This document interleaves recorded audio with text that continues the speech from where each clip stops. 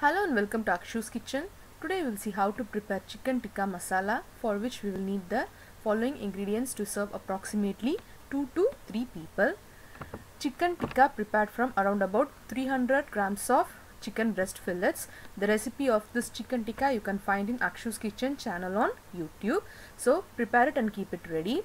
Apart from that, we will need 3 medium-sized tomatoes, 1 medium-sized onion, 1 tablespoon of ginger and garlic paste, 1 teaspoon of tomato paste, some chopped coriander leaves, half a teaspoon of chili powder, 3/4 teaspoon of coriander powder, 1/4 teaspoon of turmeric powder, and half a teaspoon of cumin powder, that is jeera powder, 1/3 teaspoon of kasuri methi powder, 1/3 teaspoon of allspice powder, and 3/4 teaspoon of salt. So this allspice powder is nothing but a combination of cardamom, cloves and cinnamon.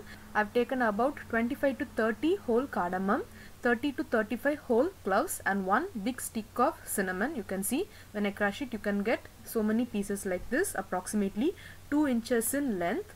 And I'm going to dry roast all these spices in a pan. So need not fry it much, just toss it for about a few seconds so that they get heated up and give out little aroma and they become crispy enough to grind them into a fine powder. So you can prepare this in bulk and store it in a jar or container, and you can use it whenever you need it. Allow it to cool for a few minutes and then you can grind them into a fine powder and keep it aside. Next, in a pan I am going to add about 2 tablespoons of oil, and also along with the oil I am going to add about 1 teaspoon of butter. This is quite optional, you can leave it if you don't want that.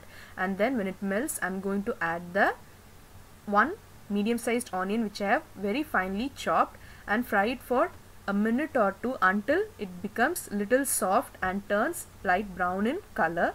So when it reaches this stage, I am going to add the ginger and garlic paste, that is 1 tablespoon of ginger and garlic paste, and mix it well, and again fry it for a few seconds. And I am going to add the spices, that is the chili powder, coriander powder, turmeric powder and cumin powder. Saute it just for 5 to 10 seconds, and immediately I am going to add the 3 tomatoes which I have pureed. So this is the puree prepared from 3 fresh tomatoes.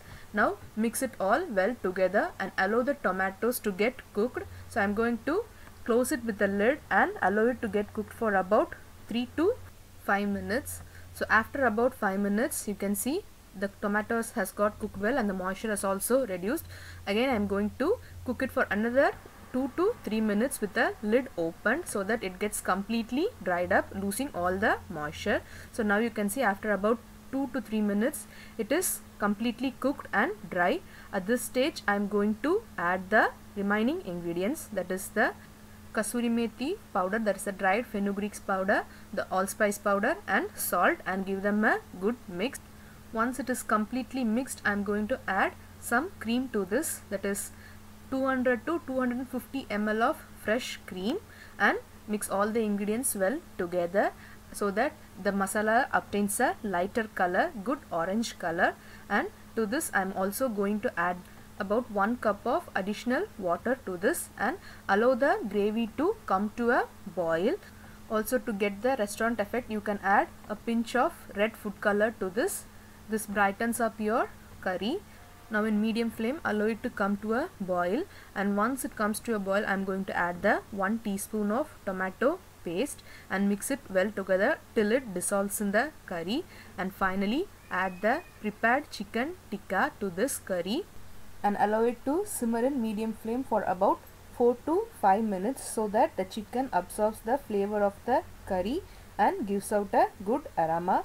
Put the lid on and let it simmer for about a minimum of 3 to 4 minutes, and after about 3 to 4 minutes you can see the curry has also thickened a little, and the chicken would also have absorbed all the flavor from the spices in the curry, and chicken tikka masala is ready. So you can serve this with naan, rice, or it's excellent with any of the Indian breads. Finally garnish it with some chopped coriander leaves, and chicken tikka masala is ready. As I said, it is excellent with rice and any Indian bread. Try it and you'll really like it. Thank you for watching Akshu's Kitchen.